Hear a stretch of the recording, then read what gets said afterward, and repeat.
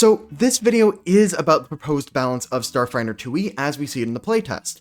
And before somebody types in the comment, they're different game systems. They should not be balanced equivalently. Let me read a quote from the first page of the playtest PDF. And you can read this yourself. It is the third paragraph. This new edition of Starfinder stands or floats depending on your species preference, entirely on its own, while also complementing the existing Pathfinder role-playing game.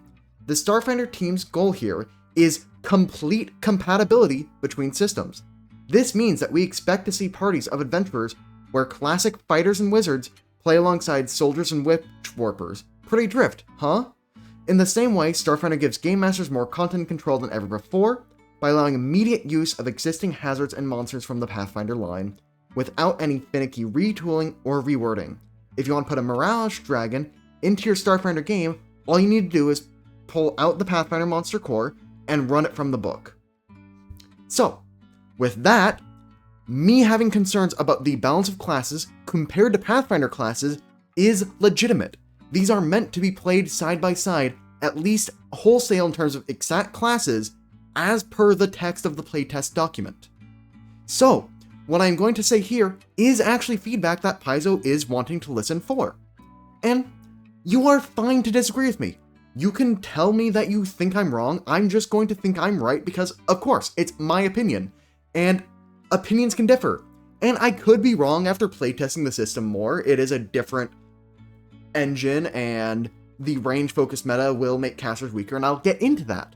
But for now, I just want to put in your mind that, yes, complaints about balance compared to Pathfinder 2e are legitimate and should be considered at least for a little bit. And I know that there are some system expectations that are different, but what I'm going over here is far beyond those. So with that, I want to get into the primary topic of this video, which is, there are a lot of 4-slot casters now. Because, the new Oracle was now confirmed to be correctly printed as a 4-slot caster. And that struck me as really odd because previously all the 4-slot casters have had no armor proficiency and 6 HP per level.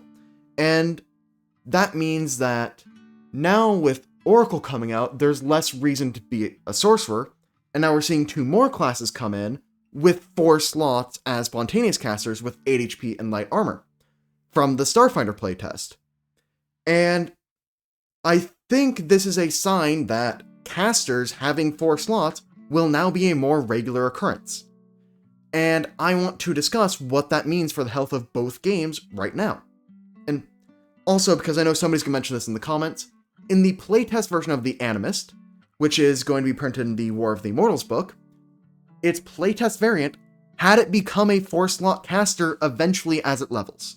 So, even there, we saw more slots to casters is a thing that Paizo is looking at doing. So, let's dive into what this means. And if you've been in the community for a little bit now, you would have seen one of the many, many times that the Reddit or other places of community discourse have completely devolved into only a Marshall v. Caster debate. It has happened several times. This is a thing that keeps on happening, and so I believe that Paizo is now making caster class chassis stronger to say, hey look, the complaints are answered, casters are better now. And I think this is how they're going to do it. I think that they're going to, when they print a new class, give it more slots, have more defensive power in its base class chassis, so that there isn't as much room for players to make big mistakes in spell prep and have that screw over their entire game.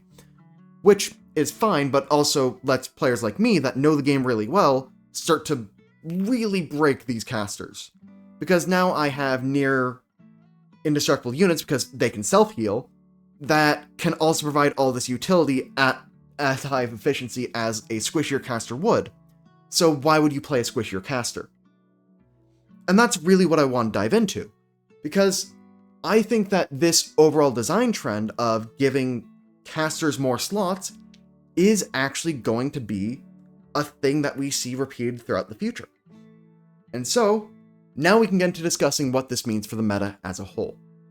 I think we will be seeing a lot more characters splashing in random utility spells that just solve issues.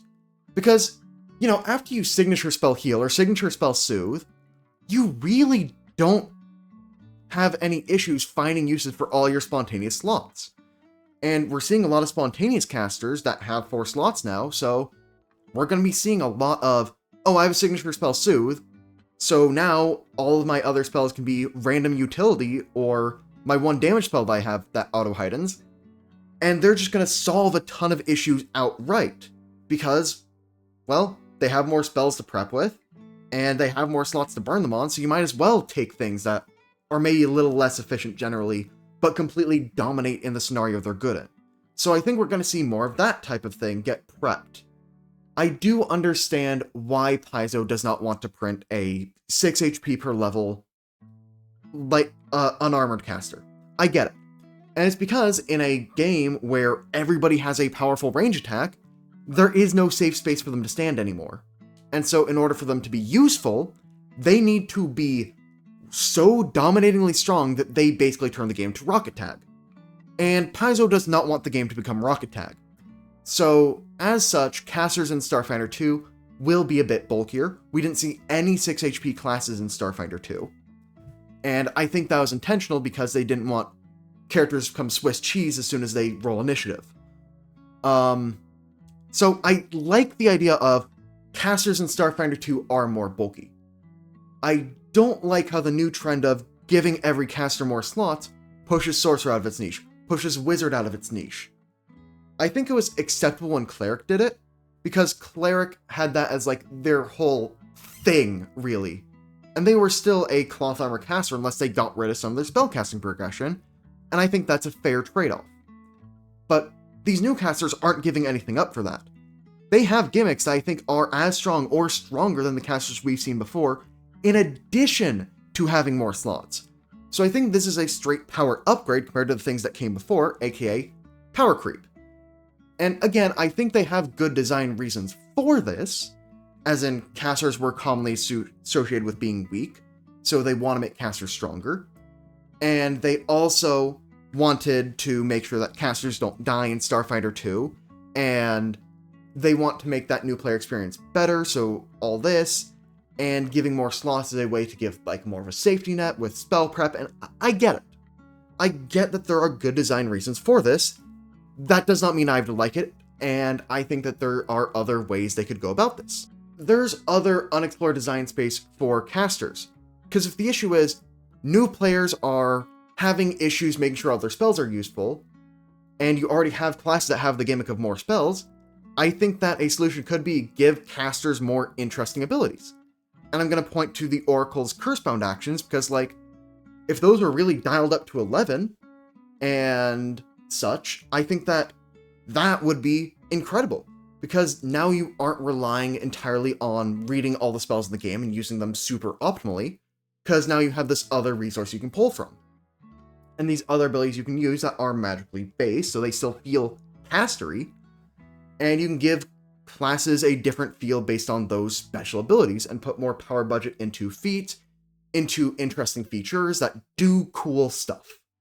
That's where I'd prefer caster design space to be pushed, so that you can't directly look at 2 classes and say, direct upgrade because it does what this one does, but is tanky. I just want to avoid that kind of apple to bigger apple comparison, because that's really what it feels like to me at this current moment. And I think that's a real shame, because there is unexplored design space. And I'm just going to go over some areas I think that casters could be pushed.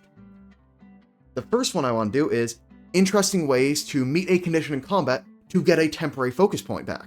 Because we've seen powerful focus spells be a selling point of casters before. That's one of the major selling points of like the Storm Druids, because they have a really powerful focus spell, but we haven't really seen a lot of design space exploration in what if a caster could do a thing in order to regain a focus point, or regain some of these encounter resources and then do cool stuff with them. And I think that would go really well for Witch Warper even, where the Witch Warper sets up their terrain that does a thing, and maybe it could be a thing like, if the terrain causes an enemy to miss due to the flat check, you regain a focus point as well. And just do cool stuff. think that's an idea that's a little bit undercooked at the moment from what I said, but I do think that there is design space in if the paradox or the whatever the witch warp was interacting with caused somebody to trip up, it gives them back focus points, then do cool stuff with that, and then lean further into their class identity and feel different than a wad of HP with a spell list. And when you look at the HP network for the other class that is new, the Mystic, you will see, of course, that the Mystic has its HP network. The HP network gets stuff back at the start of initiative rolls, and I think that's enough for them to be interesting without being a 4-slot caster. And I really do. I think that having that easy access to healing every time as basically an extra focus spell that recharges during a fight is super interesting. I just want to see more get done with it. And I want to see it be explored and leaned into even harder, because I want the classes to be meaningfully different. I don't want to just have all the new classes be 4 slots and a gimmick. I want them to be a really powerful thing that makes them special and unique. And if you do want to make a 4-slot caster and don't want to go to 6 HP, why don't we split the difference and go with 7? Because there has been no class printed with an odd number of HP per level, but nothing in the rules actually stops that.